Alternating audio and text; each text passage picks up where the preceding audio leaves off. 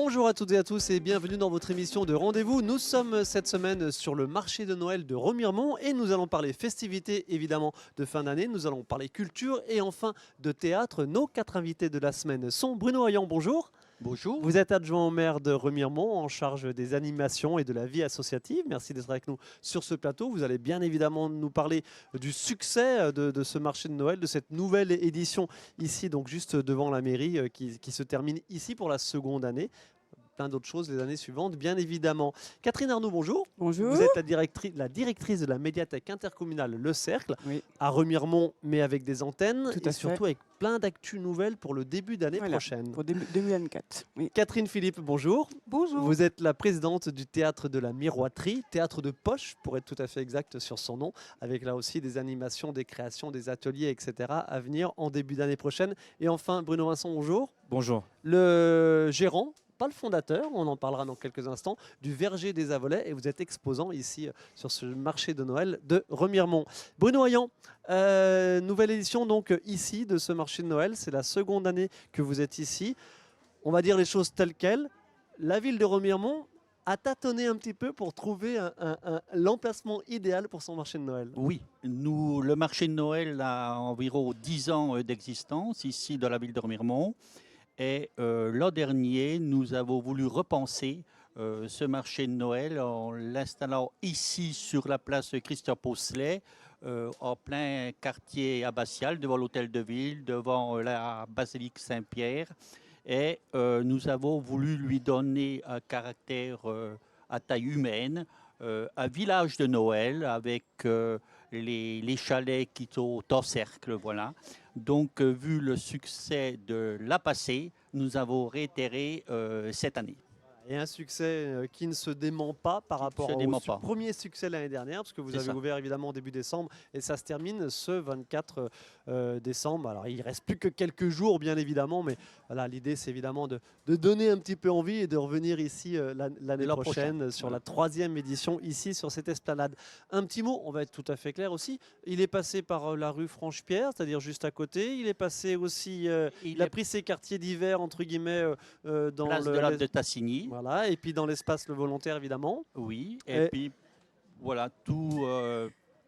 On n'avait pas rencontré un succès comme nous le rencontrons ici sur la place Christian Poncelet. Donc depuis l'an dernier, nous sommes ravis. Bon, nous ne sommes pas seuls à organiser ces festivités puisque nous avons des partenaires. Notamment l'Office du tourisme de Remiremont, Plombières-Val d'Ajol, l'Union des commerçants, puisque nous sommes à 2 pas du centre-ville, donc ce qui fait qu'il y a des déambulations qui peuvent se faire entre la Grande Rue, la rue des Arcades et notre marché de Noël. Alors, évidemment, des stands ici, alors des stands de personnes assez proches d'exploitants agricoles, d'autres qui viennent d'un petit peu plus loin. On a Bruno Vincent donc, qui expose ici, comme je l'ai dit. Comment se fait la sélection des exposants ici ? Alors, la sélection des exposants se fait avec un appel à candidature qui démarre en mai, qui a démarré en mai.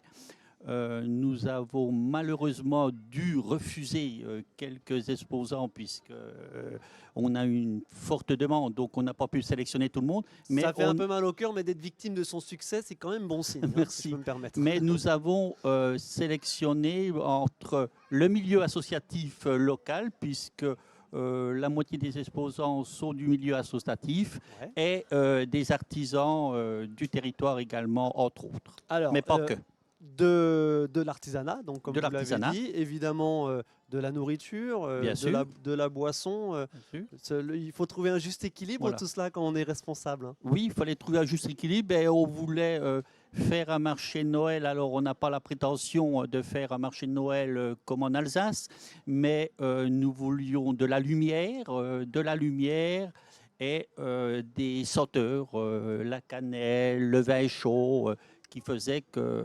Et le bois surtout, hein, juste derrière moi. Et le bois derrière vous. Il y a un foyer, ça sent bon le feu de bois. Pour réchauffer l'atmosphère. Ok. Alors justement, l'année dernière, vous parlez on parle de feu et de réchauffement entre guillemets, de chaleur. L'année dernière, vous avez fait venir un spectacle de pyrotechnie. Alors il est venu aussi cette année, mais on va voir quelques images de l'édition 2022, Oui. un spectacle de feu. Vous les avez réinvités cette année. Nous les avions réinvités cette année. Ça a littéralement cartonné. Ça a cartonné. Nous avons eu un très grand succès. Nous avons eu 2 spectacles clous, on va dire phares, puisque nous avons eu également un spectacle de danse aérienne sur la façade principale de l'église, qui a aussi cartonné et qui s'est clôturé par un bal populaire. Et alors, nous sommes effectivement le 21 décembre, il reste encore quelques jours. Le dernier rendez-vous festif en dehors évidemment de ce marché de Noël. Alors les derniers rendez-vous cette semaine, c'est le spectacle de la Danse Moderne Academy qui a lieu au centre Gilbert Zog, qui se joue malheureusement déjà à guichet fermé. Vendredi 22 et donc samedi 23 à 20h30. C'est ça. Deux fois 500 personnes quand même. 2 fois 500 personnes. Donc, voilà.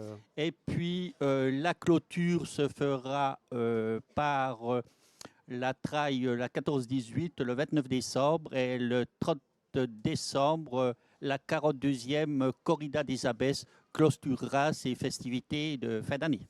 Évidemment, nous serons présents comme d'habitude à cette corrida des abbesses qui marque la fin d'année sportive, et puis on se projette déjà un petit peu sur l'année suivante, puisque nous on diffuse effectivement toutes ces images toujours assez spectaculaires, parce que généralement il fait un peu froid et ça donne des images et une ambiance assez sympathique. Quelle première leçon vous tirez de cette seconde édition ici du marché de Noël pour le marché de Noël 2024 ?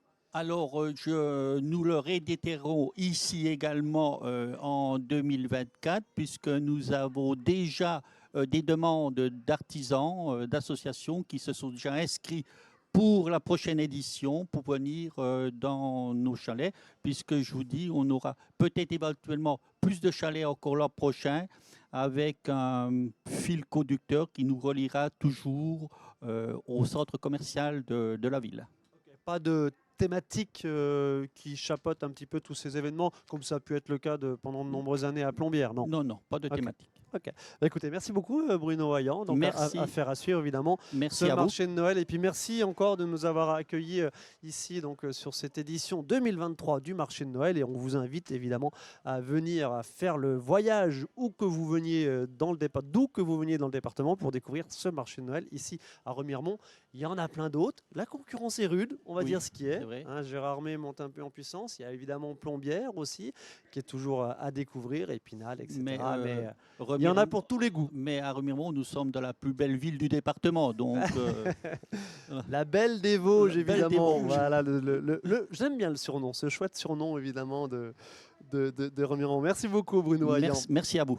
Catherine Arnaud, la directrice de la médiathèque intercommunale de Remiremont. Alors, intercommunale à Remiremont. Oui. Alors, pas d'annonce particulière sur l'activité de votre médiathèque d'ici la fin de l'année, parce que vous préparez un énorme chantier. On va y revenir dans quelques instants. Mais avant ça, on va regarder quelques images justement des diverses activités que vous proposez à la médiathèque. Parce que les médiathèques, évidemment, aujourd'hui, ce n'est pas que un endroit où on emprunte des livres et des CD, c'est un véritable lieu de vie. Racontez-nous un petit peu, par exemple, on voit des images. C'était quoi? C'était un stage de yoga? Oui, c'était un atelier yoga dans le cadre des animations que l'on fait. Là, c'est un atelier kinésiologie. Ouais. Regardez-moi, oui. Le téléspectateur voit les images, pas de souci. Du coup, moi, je ne vois pas les images. Mais c'est effectivement, comme je disais, un lieu de vie avec des activités diverses et variées aujourd'hui. On essaie toujours de toucher tous les publics, en fait, de la petite enfance aux personnes âgées, en passant par les adultes, les adolescents, les EHPAD. Et c'est vrai qu'on propose des activités variées qui n'ont pas forcément de lien avec le livre uniquement, mais avec tous les supports qu'on propose. Et à chaque fois qu'on fait une activité, c'est vrai qu'on essaie de faire des sélections filmographiques, bibliographiques, pour mettre en amont justement et en proposition tous nos supports afin que les lecteurs, les usagers qui viennent à la médiathèque puissent aussi en emprunter, bien sûr. Alors, combien d'adhérents aujourd'hui? Je ne vais pas non plus vous faire le piège de combien de documents, parce que c'est bon, quelque part, ça ne veut pas dire grand-chose. Il y a énormément de turnover, évidemment, de vente, d'achat et de revente de vos documents pour maintenir d'actualité un petit peu les collections. À cette heure-ci, on a 3500 lecteurs inscrits. Bon, je peux vous dire qu'on a à peu près 98 000 documents. Voilà. Donc, par rapport à l'évolution de notre réseau, en fait, avant Covid, on avait moins de lecteurs inscrits. On a bien sûr chuté pendant la période Covid et on a réussi à reprendre vraiment beaucoup de lecteurs. On a remonté en fait notre fréquentation avec justement diverses activités puisqu'on a créé de nouveaux services. Puisque maintenant, on prête des jeux de société, on prête des instruments de musique, des partitions, des jeux vidéo, des tablettes, des consoles. Ben voilà, tous ces éléments, tous ces nouveaux services qui permettent d'accueillir justement de nouvelles personnes qui ne viendraient pas avant, qui ne venaient pas avant à la médiathèque en fait. Alors, un petit mot sur ce que les téléspectateurs peuvent imaginer aujourd'hui avec les plateformes numériques, par exemple les DVD. Est-ce que le secteur DVD marche encore bien en médiathèque? En fait, on a aussi l'abonnement à la mallette numérique, donc justement via la médiathèque départementale. Mais en fait, le fonds DVD fonctionne toujours très bien parce que il y a aussi de notre fonds du film patrimonial qu'on ne trouve pas forcément sur les plateformes. Et il y a beaucoup de personnes qui veulent justement continuer à utiliser nos supports pour que, que le fonds DVD continue à vivre. Et puis, tout le monde ne télécharge pas. Mettez bien le micro dans la bouche, pardon. Tout le monde ne télécharge pas et tout le monde n'est pas forcément abonné non plus à une plateforme. Et puis, les enfants empruntent aussi beaucoup de DVD. Voilà. Alors, la grande nouveauté de l'année 2024, et alors, sauf erreur de ma part, c'est assez rare. J'avoue, je n'ai pas fait le tour de toutes les com-com du département pour savoir qui faisait quoi, mais vous allez rendre l'accès, l'emprunt de documents gratuit. C'est ça le même, oui. En fait, on sort d'un diagnostic, là. Du coup, à partir de janvier 2024, les élus de la communauté de communes ont décidé d'offrir la gratuité à tous les adhérents, quelle qu'ils soient leur localisation, qu'ils habitent sur le territoire de la communauté de communes ou pas. C'est-à-dire si vous êtes habitant de rue, Vanier, je ne sais pas, Pouxeux ou autre, vous pouvez venir à la médiathèque intercommunale et vous aurez un accès gratuit à tous les documents. Vous pourrez les emprunter. Vous pourrez emprunter 15 documents pour 4 semaines gratuitement. C'est pareil. Initialement, mais il y a quelques années, c'était 5, 6 documents. Aujourd'hui, c'est 15 documents. 15 documents. Oui, parce qu'en fait, comme il n'y a pas que le livre, il y a des DVD, des CD, des tablettes, etc., on ne peut pas le limiter à 5-6 documents par carte. Ce n'est pas possible. Et ce qui permettra justement, je vous coupe, et ce qui permettra justement que toutes les personnes d'une famille puissent prendre une carte. Parce qu'à ce jour, des fois, c'est ça le souci aussi, c'est qu'il y a une personne d'une famille qui prend une carte pour toute la famille. Mettez bien le micro devant la bouche. Et puis, en fait, ils se retrouvent, les enfants ne peuvent pas prendre de documents, ou les parents, redisent, attends, moi j'ai déjà beaucoup de documents, toi tu ne peux pas en prendre. Au moins, là, ce sera des cartes nominatives et chacun pourra prendre les documents qu'ils ont envie de prendre. Ok. Et puis venir quand ils veulent aussi. Peut-être pas besoin pour le coup de se dire, attends, il faut que je prenne ta carte, etc. Oui. Là, c'est vraiment un lien social et une ouverture d'esprit. C'est un point fort quand même vis-à-vis du public, je pense. Un petit mot sur les antennes de la médiathèque intercommunale sur le territoire. Alors à ce jour, en fait, on a 6 antennes et à partir du 1er janvier également, nous allons fermer les 3 antennes qui sont les plus proches de ce qu'on appelle nous notre tête de réseau, c'est-à-dire Remiremont. Donc nous allons fermer Saint-Nabord, Dommartin et Veucou pour ouvrir en fait plus les autres antennes qui restent, donc Éloie, le Val d'Ajol et Remiremont. D'accord. Donc à partir de mi-avril, on va mettre en place de nouveaux horaires qui seront à découvrir justement à ce moment-là, afin justement d'accueillir un maximum de personnes qui ne puissent pas venir à nos horaires actuels. Et puis faciliter l'accès justement aux scolaires, parce que les scolaires, en fait, on avait des périodes assez courtes pour accueillir les scolaires dans les antennes autres que Remiremont. Et ils n'avaient pas toujours la possibilité de pouvoir venir autant qu'ils le souhaitaient. Et c'est vrai que c'est assez difficile à cause de ça, parce que dire non à des enseignants et des scolaires qui veulent venir en médiathèque, c'est quand même un petit peu compliqué. Ça fait mal au cœur. Oui. Ok. Vous l'avez dit, donc plusieurs antennes qui vont ouvrir plus largement. Quel nombre d'adhérents vous imaginez avec cette gratuité et cette nouvelle organisation? Alors, en règle générale, d'après les statistiques nationaux, on peut passer de 5% à 30% d'augmentation du nombre d'inscrits. Ok. Je pense qu'il y a aussi un effet au départ, un boule de neige, beaucoup de personnes vont venir s'inscrire. C'est vrai que ici, c'est très rare. Déjà, dans les Vosges, je pense même dans le nord-est, peu de médiathèques offrent la possibilité d'une gratuité comme ceci. Vanier offre la gratuité, mais c'est vraiment aux habitants du territoire, mais vraiment à toutes les personnes qui ont envie de venir s'inscrire chez nous. C'est un acte fort. Et en plus, à part les grandes villes comme Bordeaux, Lyon, Lille, il me semble qu'il y a beaucoup aussi de médiathèques en Bretagne qui facilitent l'accès ainsi à la culture. Mais c'est vrai qu'ici, dans le nord-est, il n'y en a pas beaucoup. J'espère qu'on va faire boule de neige, du coup, et que ça va permettre... voilà. Actualité à suivre en début d'année. Il y a la médiathèque intercommunale Le Cercle de Remiremont sur le territoire de la Comcom autour, bien évidemment. Merci beaucoup, Catherine Arnaud. Catherine Philippe, vous êtes la présidente du théâtre de poche de la Miroiterie, c'est son nom.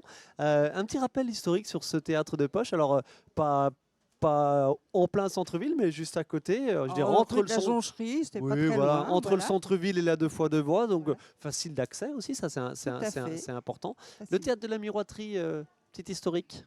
Alors, petit historique, le théâtre de la Miroiterie existe depuis 10 ans. Il a été créé par l'association CTPS, Culture, Théâtre, Peinture, Sculpture, qui elle existe depuis 30 ans. Un peu moins de 30 ans, mais enfin presque 30 ans. Voilà, elle est 10 ans du théâtre de la Miroiterie. D'ailleurs, nous allons les fêter, comme il se doit, bien entendu, au mois de septembre 2024. Voilà. Vos activités, quelles sont-elles? Racontez-nous. Alors, nos activités, elles sont très, très variées. Parce que le théâtre, il est petit, c'est vrai, par la taille, mais il est très grand par l'investissement la jauge, humain. Rappelez-nous la jauge. Alors, la jauge, elle est de 50 places. Ouais. Voilà. Mais donc beaucoup d'activités, beaucoup d'investissements humains de la part des salariés, de la part des bénévoles. Donc tout ce que nous faisons, alors je vais faire la liste, ça va être très long. Non. Donc il y a d'abord les spectacles. Tous les deuxièmes vendredis de chaque mois, nous organisons donc un spectacle. Enfin, nous proposons un spectacle. C'est carré, c'est un choix. Tous les deuxièmes vendredis de chaque mois. Voilà. Ça c'est carré. On le sait, on le retient. Avec une plaquette de programmation qui est offerte à tous les habitants du secteur et qui leur permet de connaître notre actualité. Alors cette programmation, nous la voulons évidemment éclectique, nous la voulons également de qualité. Et nous proposons à la fois de la musique et du théâtre, surtout du théâtre, du clown, de la marionnette, du théâtre contemporain, du théâtre plus classique. On essaye vraiment voilà, ce sont les bénévoles, encore une fois, qui se réunissent, qui vont voir des spectacles, qui prennent des contacts avec les artistes, qui font la programmation. Enfin, c'est un gros investissement humain. Un petit mot sur le tarif moyen par spectacle. Alors, le tarif, il est de 10 € pour les adhérents, de 12 € pour les non-adhérents, de 10 € également pour les familles, si vous venez avec le papa, la maman, un enfant. Et l'adhésion à l'année s'élève à L'adhésion s'élève à 10 € pour l'année. Voilà. Et puis, pour les publics en difficulté, nous avons un tarif particulier de 2 €. Voilà. Catherine Philippe, vous organisez aussi des ateliers parce que comme la médiathèque aujourd'hui, comme les médiathèques aujourd'hui, vous avez un peu l'ambition d'être un lieu de vie, un lieu d'animation, pas qu'un lieu de représentation. Nous sommes un lieu, oui, bien sûr, un lieu de vie. Le théâtre est occupé, il n'est pas occupé que pour les spectacles, il est vraiment occupé quasiment en tout temps. C'est impossible de tout détailler. Je vais vous dire un petit peu ce que nous faisons. Voilà. Donc des ateliers pour les enfants à partir de 7 ans, des ateliers pour les ados, des ateliers pour les adultes actifs, disons, qui ne sont pas encore à la retraite. Quel type d'atelier? Alors, des ateliers théâtre. Et puis, des ateliers théâtre également pour les retraités. On appelle ça le groupe senior. Voilà, c'est des ateliers théâtre. Et puis, ce qui est important à dire, c'est que nous, la culture, on ne veut pas seulement qu'elle soit... Bon, elle est pour tous, bien sûr, c'est notre objectif, mais pas en tant que spectateur seulement, en tant qu'acteur. C'est-à-dire que les seniors, par exemple, ils vont préparer un spectacle, ils vont aller le jouer. Ils vont aller le jouer dans les EHPAD, ils vont aller le jouer à l'extérieur. Tout ne se passe pas à la Miroiterie. Sortir le théâtre de sa scène. C'est très important parce que nous avons aussi des contrats, des partenariats avec la CAF, avec la CARSAT, par exemple, pour travailler sur des EHPAD ou travailler à l'extérieur.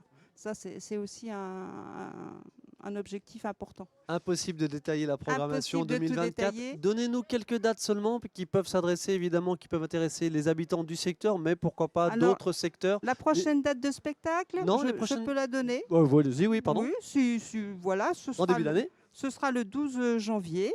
Et puis, effectivement, j'ai quelque chose à dire pour ce spectacle parce que celui qui était prévu a dû être annulé. Donc, nous aurons un spectacle qui s'appellera attendez, parce que c'est récent, Un petit coin de paradis. Voilà, ce sera un spectacle sur Brassens. Et je pense que ce sera très drôle. Le titre est plutôt évocateur. Et les ateliers, un mot sur les ateliers. Alors, les ateliers ou les stages? Les stages, pardon. Oui, je vais plutôt vous parler des stages. Alors, nous organisons également des stages. Donc, un stage clown débutant qui se tiendra au mois de janvier, 13 et 14 janvier. Alors, nos stages, ils sont tous à peu près au même tarif, 80-90 €. Ça dépend si ça dure une journée, 2 journées, 2 journées et demie éventuellement. Un stage costume qui marche très bien. Et cette année, ce sera l'Esprit Japon avec l'élaboration d'un kimono.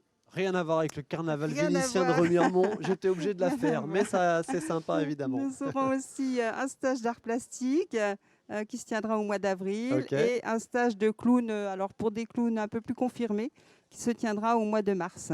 Catherine, Philippe, merci beaucoup. Voilà, un petit aperçu court, pardon. Bah oui, je sais bien, mais le temps passe très vite. Voilà, un aperçu rapide de toutes ces activités, de ce théâtre de poche. On répète, théâtre bénévole et puis avec une vision et un historique un petit peu social aussi, ça a son importance. Bruno Vincent, on termine avec vous et j'ai envie de dire, on revient sur ce marché de Noël ici de Remiremont. Alors, vous êtes exposant.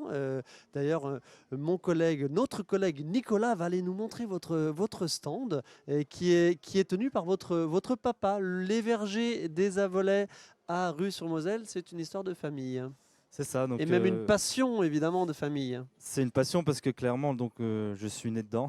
Parce que mon père a planté des bluets, donc ces grosses myrtilles originaires du Canada, en 87, donc l'année de ma naissance. Donc voilà, je suis né dedans, clairement. Et c'est une passion. Je n'étais pas parti pour reprendre l'activité familiale puisqu'il y avait une ferme laitière à côté, mais j'ai quand même finalement, au départ de mon père en retraite... Votre papa Didier qu'on a à l'antenne qui est en train de servir un vin chaud, mais un vin chaud au bluet. Au bluet, évidemment. Très doux, très bon à déguster, avec modération quand même. Évidemment. Donc je me suis installé en 2015 quand mon papa est parti en retraite. À savoir que j'ai juste repris la plantation de fruits et j'en ai planté de nouveau. Donc vraiment spécialisé dans le bluet. Mais l'idée c'est d'en vivre et d'en vivre aujourd'hui quand on produit des fruits ou de la viande ou du lait, il faut transformer pour pouvoir s'exprimer toute l'année, se montrer toute l'année et voilà. Avoir une valeur ajoutée suffisante, une marge suffisante pour en vivre pleinement. C'est ça, et donc j'ai commencé comme beaucoup de petits producteurs de fruits par des confitures, des sirops, mais j'ai pris un gros virage en 2018 où j'ai commencé l'élaboration d'alcool avec une gamme de liqueurs à base de fruits. Et puis maintenant de plantes sauvages, donc j'ai une 20-25 parfums différents aujourd'hui. Je travaille aussi avec un brasseur, avec un charcutier qui va me faire du saucisson au bluet. Je travaille avec un chocolatier, avec Rémi Arnoux au Val d'Ajol, plus récemment, donc qui va me proposer des tablettes au bluet séché pour les fêtes. Donc un super produit. Et grâce à toute cette gamme, maintenant, je peux faire beaucoup de marchés, beaucoup de salons. Et c'est la 3e année où je suis présent au marché de Remiremont. On est en train de voir quelques images de récolte. C'était pas cette année, c'était l'année dernière. Évidemment, vous embauchez des saisonniers. Jusqu'à combien de saisonniers au moment de la récolte? Au moment de la récolte, on a jusqu'à entre 20 et 30 saisonniers. Donc uniquement des jeunes. À partir de 16 ans, on peut déclarer en agricole. Donc on travaille à la tâche.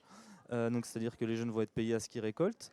C'est une forme de motivation pour eux, puisque chacun peut s'exprimer. Et l'avantage surtout, c'est qu'ils n'ont aucun frais. Je prends que des jeunes du coin, donc de Remiremont jusque rue, Ferdru, autour, voilà, 10 km autour de la plantation, grosso modo. Donc ils n'ont pas de frais, ils arrivent à venir en vélo. Donc voilà, c'est vraiment un bon argent de poche pour les lancer dans le milieu du travail. Et je trouve que voilà. Et pour être venu faire un reportage au milieu des saisonniers, c'est vraiment une super ambiance aussi. Ça participe à la jeunesse et à ce moment de l'année. Alors on a bien dit les vergers et non pas le verger, parce qu'aujourd'hui vous êtes sur 2 sites. C'est ça, donc j'ai repris l'exploitation historique qui fait 1 hectare et j'ai replanté dans une prairie aux abords de l'ancienne ferme 1 hectare de bluets et de petits fruits. Donc il y a un peu de framboise, il y a un peu un peu de kiwi, un peu j'ai planté du raisin récemment, voilà, pour Ok. agrémenter un petit peu les produits dérivés, on va dire. Affaire à suivre. Allez, la production agricole, arboricole, un petit peu expérimentale comme ça et dans l'air du temps, c'est certain. Vous êtes labellisé, je vois la vie Vosges Terroir, c'est marqué sur C'est ça, depuis 4 ans. sur votre petite doudoune. Un petit mot sur ce label, Donc ça marche, ça fonctionne. C'est un label intéressant en termes de réseau, puisque j'ai rencontré énormément de producteurs. Il faut savoir que sur le massif des Vosges principalement, on a énormément de producteurs, que ce soit dans le laitier, dans l'élevage, dans les fruits, dans les légumes, dans l'aquaponie, enfin dans plein de choses. Chaque petite ferme a sa spécialité et c'est vraiment une force aujourd'hui. On s'est souvent un peu moqué des montagnes vosgiennes où on n'avait pas de gros viticules, de grosses vignes, de grosses céréales, de grosses fermes laitières, mais par contre on a tous dans notre petite ferme une petite structure, mais avec des produits, des pépites. Le label Je vois la vie en Vosges Terroir, porté évidemment et promu par le conseil départemental des Vosges. Merci beaucoup Merci Bruno Vincent, je réitère, vous avez été exposant ici. Vous êtes encore quelques jours exposant ici sur le marché de Noël de Remiremont et j'imagine que vous revenez l'année prochaine. Exactement. Ben voilà, au milieu d'une trentaine d'autres exposants sur cette 3e édition ici, mais le marché de Noël de Remiremont, Bruno Hayan évidemment, et il est beaucoup plus vieux que ça. Merci à tous les 4 de votre participation à cette émission. Merci à vous, merci pour votre invitation. Je vous souhaite d'excellentes fêtes de fin d'année et puis on se retrouve peut-être l'année prochaine ici, alors en émission ou en reportage, parce que ou tout simplement à titre perso pour prendre un verre, de Bluet chaud dans le chalet de Bruno. Okay. Allez, merci infiniment. Merci pour votre invitation. Merci à vous de votre attention. Nous sommes le jeudi 21 décembre. C'est effectivement la dernière émission de cette saison. Donc je vous souhaite d'excellentes fêtes de fin d'année et je vous dis à l'année prochaine. Merci beaucoup.